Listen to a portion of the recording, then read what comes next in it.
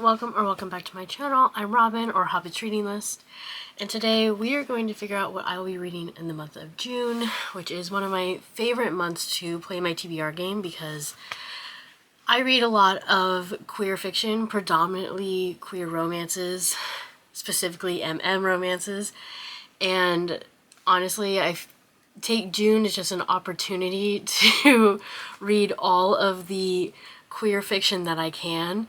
Now, some years it has worked really well for me, I think once, and other years my game decides that it hates me and it gives me any other prompt except one that will let me pick a queer book. So let's just hope that this year is a good one.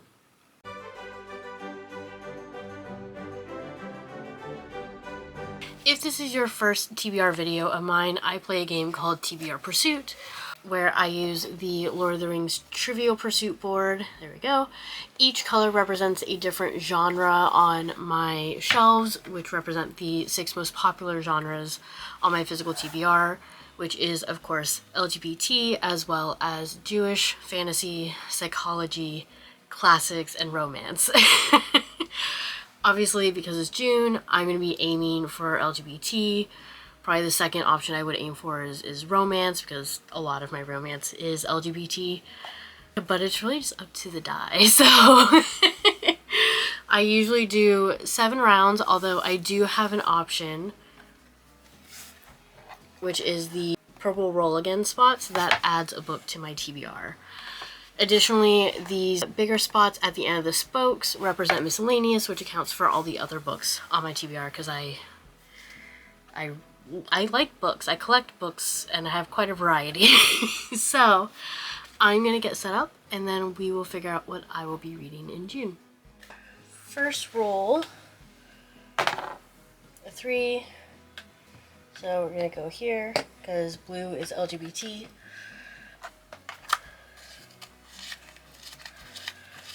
Oh jeez, where are all my queer books? There we go. Okay, nice. LGBT book that has summer vibes. Perfect. I have a book called Sunburn, which I'm like, this is perfect for an LGBT with summer vibes. Perfect. Because I guarantee you in the next 3 weeks, I will get a sunburn. But I'm not positive why it's called this yet, because the synopsis...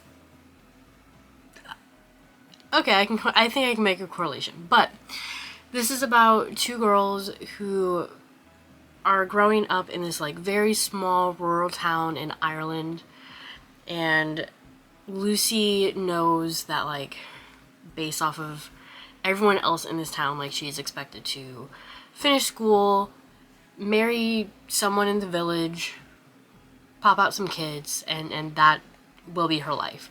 This is set in the early 1990s, by the way. But that's not what she wants, mainly because she's in love with her best friend, Susanna. And they do enter into this secret relationship, but I'm assuming it doesn't end well, because the very last paragraph says it's tender and heartbreaking. So I'm just like, ugh! But if it's the prompt, and I got this like fairly recently, like I saw it and I picked it up and I'm like, this, I don't typically read sapphic romances, and honestly I don't know if I would say this is a romance because it doesn't seem like it ends happily, but I am interested. Ooh, okay, it's a 5, so 1, 2, 3, 4, 5, roll again, 3, 4, 5, roll, great, okay, well, so now we're going to roll 8 times. 2, that is psychology or miscellaneous. So I'm going to go for miscellaneous.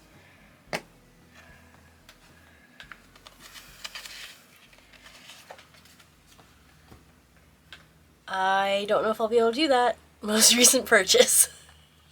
Okay, so for my most recent purchase, this is... I trust that you will go with me on this, because my most recent purchase is A Parade of Horribles by Matt Dinniman, which is the 8th book in the Dungeon Crawler Carl series. However, if you have been following my vlogs recently, you know that I am not at the 8th book. I am currently, right now, 40% through the 6th book. So, I went ahead and picked up This Inevitable Ruin, which is the 7th book in the Dungeon Crawler Carl series. I trust you will understand why I can't read A Parade of Horribles. Did I mention why I got A Parade of Horribles? It just came out, like on, what was it, May 12th? So I went ahead and got it because I knew I would want it. But I haven't bought a book since then. So I'm going to read This Inevitable Ruin. Dungeon Crawler Carl, which I feel like I've been talking about so much recently, follows Carl at the end of the world. Any surviving human after an alien takeover is given the choice to either try to remain on the surface of Earth and try to survive with all, like, literally all infrastructure is gone. There's no buildings. But they also have the option to enter into the Dungeon Crawler World game, which is a reality competition, well, that is broadcasted for the rest of the universe. And the only thing that they have to do is survive. The goal is to survive to the 18th floor. However, no one in the history of this game has ever done that. I think the furthest that someone has got is, it's either the 12th or the 13th floor. I want to say it's the 12th, but it could be 13. So, not likely. But I can't go into what this is about. One, because I haven't finished the book that comes before this, and two, because it's the 7th book in a series. So literally anything I say would be a spoiler.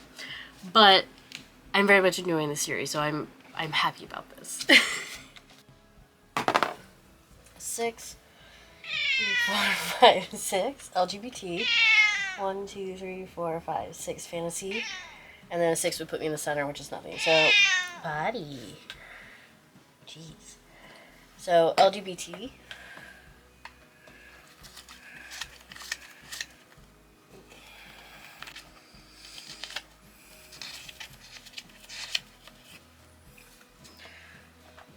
Okay, a feel-good LGBT book. Awesome.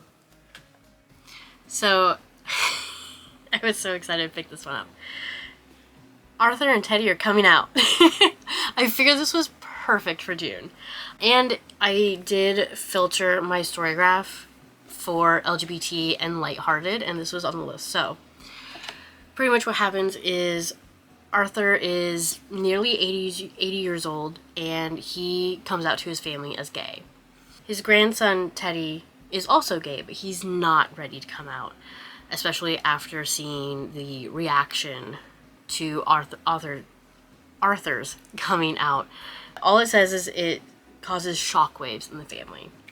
And so this book is following Arthur and Teddy as they sort of navigate their experience of, like, not being the only queer people in the family and learning to accept themselves. So I picked this up a couple months ago as well, and I just thought this was really, like, it sounded really cute, and I'm hoping there's, like, lots of bonding between Arthur and Teddy. For some reason I thought Arthur was, like, his uncle, not his grandson. So I'll be interested in that. I don't know where I got his uncle from. 3, 1, 2, 3 fantasy, 2, 3 romance, 1, 2, 3 roll again. So I'll go romance.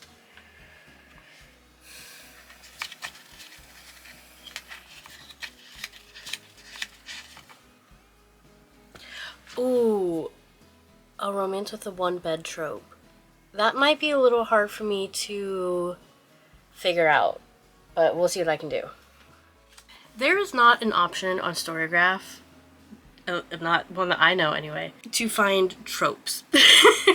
Which I feel like maybe there should be, but I don't know. So I kind of just like to take a guess. I have no guarantee that there's actually the one bed trope in this book. I'm making an assumption, but I think I could be correct, but we will see. So The Fake Divination Offense by Sara Raasch. I don't know how to pronounce her last name. This is, she has a series, I forget what it's called, but it's about like holidays being represented by like royalty, and that is also queer. And so this is a magic and romance novel. I think this is the first book in this series, I think. Maybe it's the second, I'm not positive. But I don't think, if it is the second, I don't think I have to have read the other one in this series. So,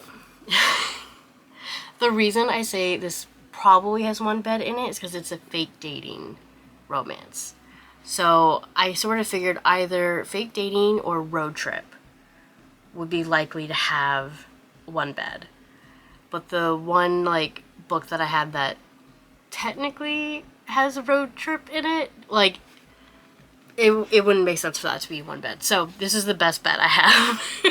But this is following Auric, I believe, who is a half giant. He plays football, maybe? He plays some sort of aggressive contact sport. And he is a follower of this god Urzoth, who is like a god of aggression, and Auric is over it. He's just not interested in that. And the other main character is Alexo, who is a cheerleader and apparently has some secrets. But Auric saves Alexo at a bar, I assume from like being harassed. And fans are really interested in that, and so the people who represent Auric want Auric and Alexo to have a PR relationship, pretty much to like make the god Urzoth look better, essentially. Auric isn't really interested in that, but he is very interested in Alexo, and so he agrees to it so that he can get closer to Alexo. But as they get closer, that's when Alexo's like secrets sort of start coming out, and they have to figure out what they're going to do about that. I'm really interested because I know that I really liked the author's other series, and so I know that I like her writing style, so this should be pretty good. Okay, a 2, which would be Jewish or Miscellaneous. I don't think I have any queer Jewish books that I haven't read. Let me specify. So I think I need to go for Miscellaneous.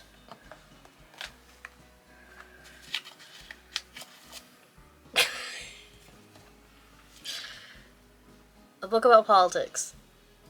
Great. Politics. I don't have that many books about politics, quite honestly. I don't like to think about politics. I read to escape the world, and so reading about politics sort of defeats that. But I am interested in history, and oftentimes history is political. And I'm saying all this to excuse me ignoring the books that are literally tagged as politics on Storygraph to pick up this instead, which is A Queer History of the United States. Look, there's going to be a lot of politics in this. I can guarantee you. But, 1, it's queer, which, hello, June. But 2, I know the broad strokes of a lot of queer history, but I don't think I know nearly enough. And I picked this up last summer when I was in Maine. I just found it in a... I went to probably like 15 bookstores last summer in Maine. But it is not like super long. Like, it's like 240-ish pages. However, the audiobook is like 10 hours, which I find interesting. But, so, it's what it says on the tin, right? It's a queer history of the United States. So, I will be very interested in learning more. A 2, which is roll again, or romance. So, I'm just going to go back up to romance.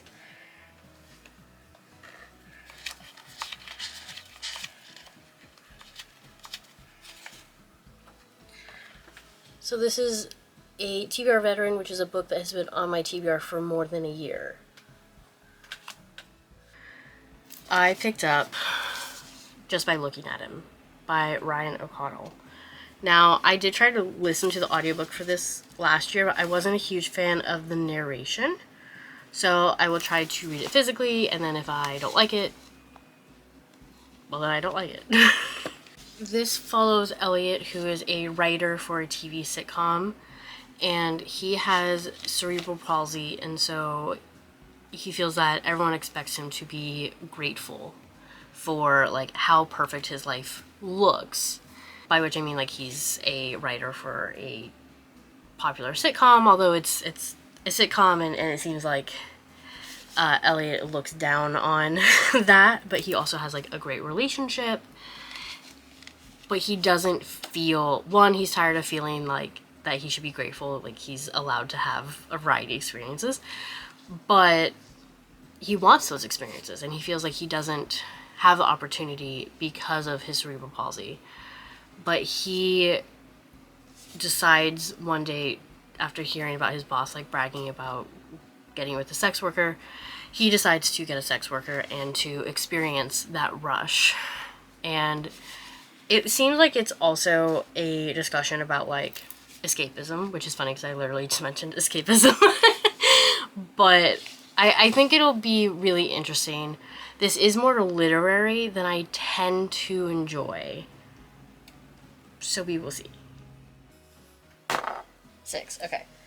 1, 2, 3, 4, 5, 6 fantasy. 4, 5, 6 Jewish. Ooh. I'm positive I have fantasy books that are queer.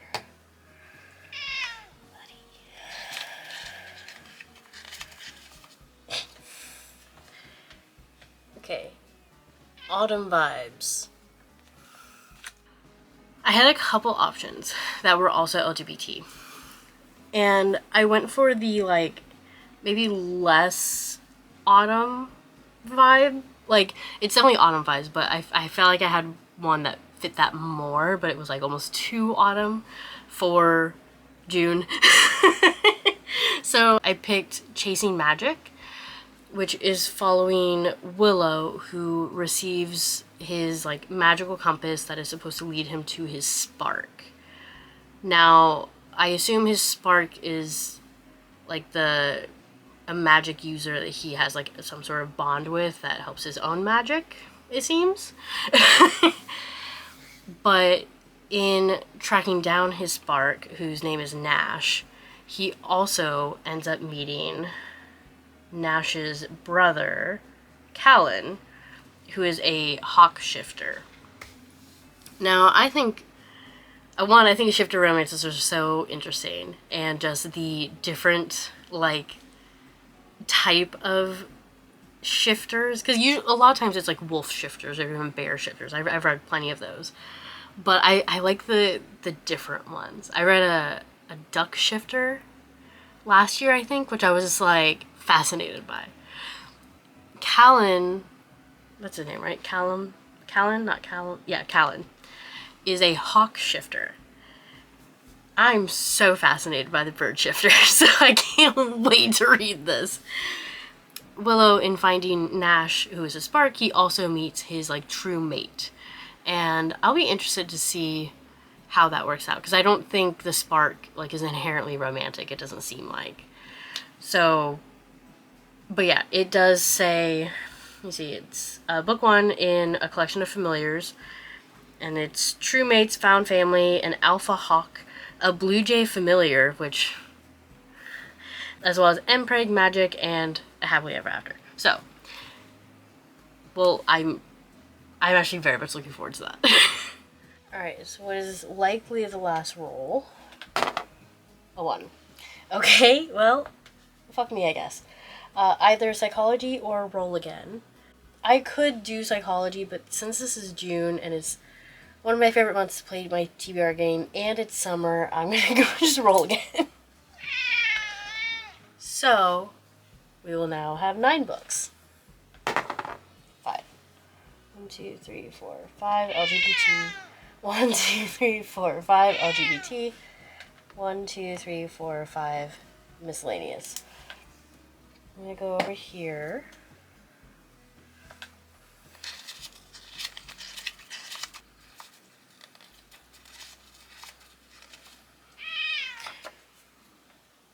my highest rated LGBT book. I had some pretty high contenders. For a while, I thought I was going to have to do the same thing that I did with This Inevitable Ruin, because for a while it looked like it was going to be it looked like it was going to be The Long Game, which is the 6th book in a series that I'm reading. However, I've not read the 5th one yet, so I thought I was going to have to do the same thing. But there was a book towards the end of my list that actually had a much higher rating. It had a 4.65, I believe. And that is Salivation by Phoenix Mendoza. Now, this is really interesting because I am actually, like, online friends with Phoenix, and we don't talk as much as we used to because we met through fanfiction, and I don't write fanfiction nearly as much as she does, but nearly as much as I used to. But I'm still a huge fan. I know that she's a wonderful author. I love her writing. This is more horror-based, which I don't typically read a lot of horror. And because I know Phoenix's writing style and, like, the things that show up in her writing, I am a little worried just because I know that, like, in her horror, she really likes leaning into, like, body horror. So I wouldn't be surprised if there's quite a bit of body horror in here, but I did get this because obviously I wanted to support my friend. I know she's a great author, and I do want to read it, but I have also been, like, kind of avoiding it because I'm scared. I'm not really gonna, like, go into, because it's a collection of short stories, so, and they're not connected. But I will read a little bit of the back. It says, this anthology's aim is to explore the profound union between hunger and loneliness, told in a series of voyeuristic meditations on human longing. All at once sincere and absurd, tender and disgusting, hilarious and heart-twisting, Salivation is an unapologetic foray into the lengths we go to in order to seek even the pantomime of connection. I do wonder if there will be cannibalism in this. We'll see. Again, very high rating, which I believe it deserves. I'm scared.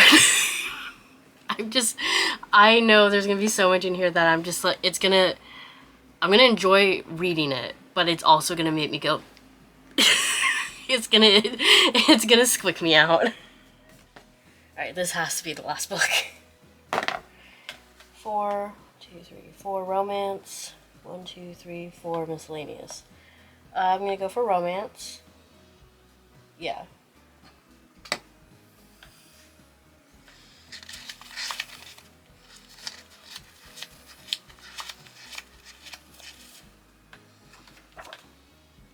It's Grumpy Sunshine.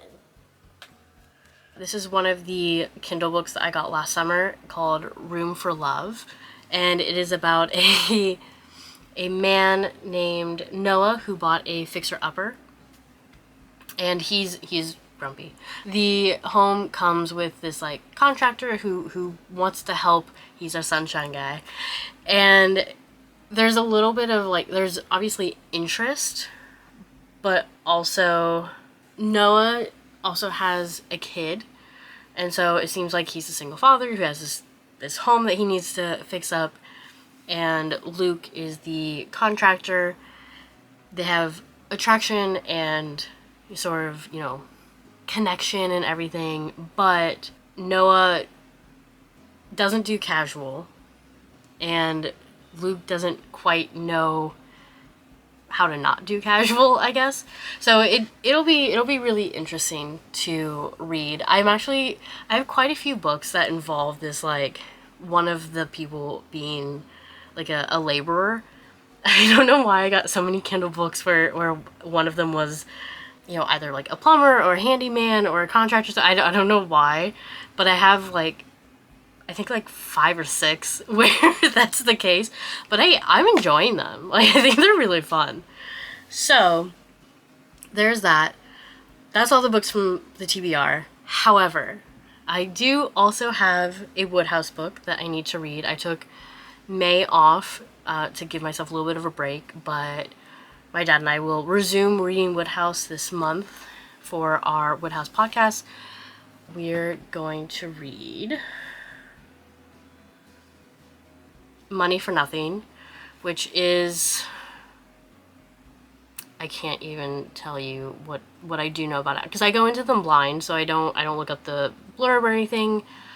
I think it has Monty Bodkins in it. Is that his name? I think it has a character that we've seen before, which isn't saying much because I've read probably like 30 books at this point. So there's that. I also have a consequence book. And I told my dad that the only criteria is that I would prefer if it was queer, because June. And so he went and found the book that has been the queer fiction book that has been on my TBR the longest that he could see. And it is His Coffee Shop Crush, which I got last summer. I'm pretty up to date with my queer fiction. So, His Coffee Shop Crush is following Jack, who moves out of New York City and moves to Connecticut to try to like buckle down and finish his best-selling middle grade series.